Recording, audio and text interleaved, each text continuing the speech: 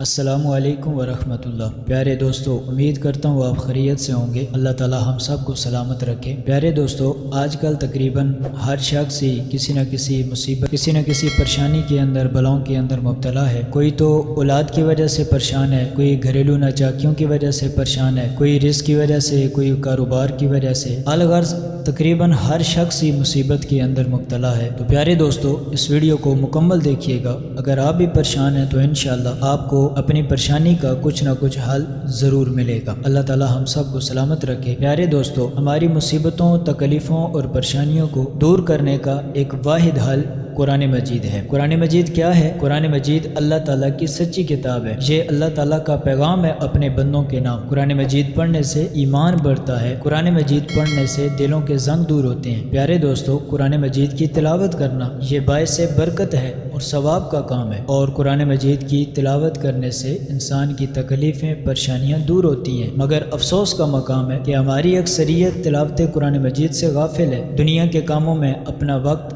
لگائے پھرتے ہیں، جبکہ تلاوت قرآن کے لیے وقت نہیں ملتا، اس چیز کا بہانہ بناتے ہیں۔ پیارے دوستو، یقین جانیں تلاوت قرآن پاک سے نا اللہ وقت میں برکت ڈالتا ہے۔ پیارے دوستو، کیا آپ کو پتہ ہے کہ قرآن کو جو لوگ مضبوطی سے تھام لیتے ہیں تو اللہ تعالیٰ ان کو بلند کر دیتا ہے، وہ دنیا میں بھی عزت حاصل کرتا ہے اور آخرت میں بھی جنت کے اندر داخل ہوگا انشاءاللہ عز و جل۔ لیکن پیارے دوستو، جو قرآن کی تلاوت اور تعلیمات سے دور ہوتے ہیں اور اپنی زندگی اپنی مرضی اور چاہت سے بسر کرتے ہیں، پھر یاد رکھیے گا ایسوں کو اللہ تعالیٰ ذلیل و خوار کر دیتا ہے۔ وہ انسان کبھی بھی مصیبتوں اور پریشانیوں سے چھٹکارا حاصل نہیں کر سکتا۔ پیارے دوستو، قرآن مجید کی تلاوت کرنے سے ہر حرف کے بدلے میں 10 نیکیاں ملتی ہیں۔ جی ہاں، ہر حرف کے بدلے میں 10 نیکیاں ملتی ہیں۔ پیارے دوستو، قیامت کے دن انسان ایک نیکی کے لیے مارا مارا پھرے گا۔ لہٰذا نیکیوں کے حصول کے لیے تلاوت قرآن پاک کو اپنا معمول بنائیں۔ تو پیارے دوستو، آج سے یہ وعدہ کریں کہ انشاءاللہ قرآن مجید کی تلاوت کے لیے روزانہ وقت نکال کر کم از کم 2-3 رکوع تلاوت کریں گے اور اس کو سمجھیں گے اور اس کو ترجمے کے ساتھ پڑھیں گے۔ ترجمے کے ساتھ پڑھنے کا آپ کو بینیفٹ، آپ کو فائدہ یہ ملے گا کہ آپ کو پتہ چلے گا کہ اللہ تعالیٰ ہمارے ساتھ کیا گفتگو فرما رہا ہے۔ جب ہمیں یہ پتہ چل گیا کہ اللہ تعالیٰ اپنے بندوں کو کیا کہنا چاہتا ہے تو انشاءاللہ ہماری ساری پریشانیاں، ہماری ساری تنگ دستیاں اور جس مصیبت کے اندر ہم مبتلا ہیں، انشاءاللہ ہمیں اس مصیبت سے چھٹکارا حاصل ہو جائے گا۔ تو پیارے دوستو، آئیے قرآن مجید کی آخری 10 سورتیں سننے کی سعادت حاصل کرتے ہیں۔ شیطان ہمیں قرآن مجید کی تلاوت کرنے سے اور سننے سے روکتا ہے، لیکن یاد رکھیں کہ جس طرح قرآن مجید کی تلاوت کرنا ثواب ہے، اسی طرح قرآن مجید کی تلاوت کو سننا بھی ثواب ہے۔ پیارے دوستو، آئیے قرآن مجید کی آخری 10 سورتیں سننے کی سعادت حاصل کرتے ہیں۔ تلاوت سننے سے پہلے اگر آپ نے ہمارے چینل کو سبسکرائب نہیں کیا تو چینل کو سبسکرائب کر لیں اور لائک کر دیں، اور آج کے اس درس اور تلاوت قرآن پاک کے حوالے سے کمنٹ کے اندر اپنی رائے کا اظہار ضرور فرمائیے گا۔ آئیے تلاوت قرآن الہی سننے کی سعادت حاصل کرتے ہیں۔ اعوذ باللہ من الشیطان الرجیم، بسم اللہ الرحمن الرحیم۔ ألم تر كيف فعل ربك بأصحاب الفيل ألم يجعل كيدهم في تضليل وأرسل عليهم طيرا أبابيل ترميهم بحجارة من سجيل فجعلهم كعصف مأكول۔ بسم اللہ الرحمن الرحیم۔ لإيلاف قریش إيلافهم رحلة الشتاء والصيف فليعبدوا رب هذا البيت الذي أطعمهم من جوع وآمنهم من خوف۔ بسم اللہ الرحمن الرحیم۔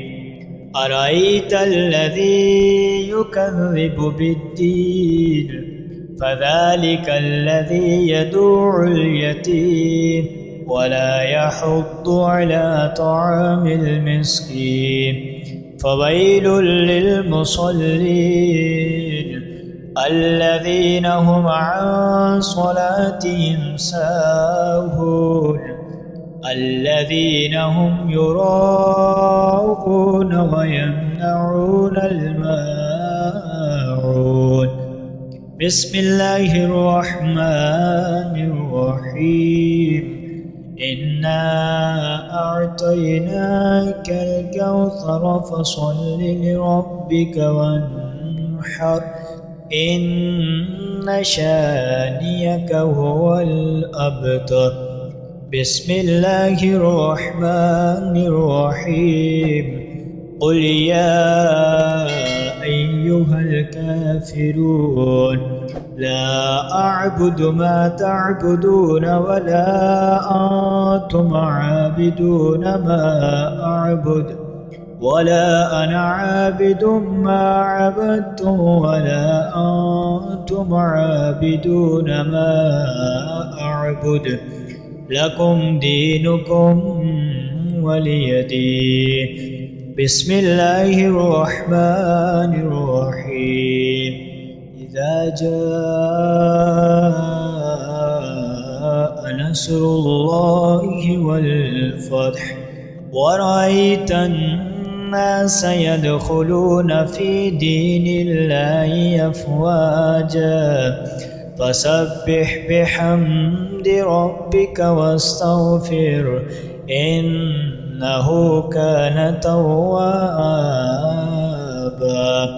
بسم الله الرحمن الرحيم تبت يدا أبي لهب وتب ما أغنى عنه ماله وما كسب سيصلى نارا ذات لهب وامرأته حمالة الحطب في جيدها حبل من مسد بسم الله الرحمن الرحيم قل هو الله أحد الله الصمد لم يلد ولم يولد ولم يكن له كفوا أحد بسم الله الرحمن الرحيم قل أعوذ برب الفلق من شر ما خلق ومن شر غاسق إذا وقب ومن شر النفاثات في العقد ومن شر حاسد إذا حسد بسم الله الرحمن الرحيم قل أعوذ برب الناس ملك الناس إله الناس من شر الوسواس الخناس الذي يوسوس في صدور الناس من الجنة والناس صدق الله العظيم.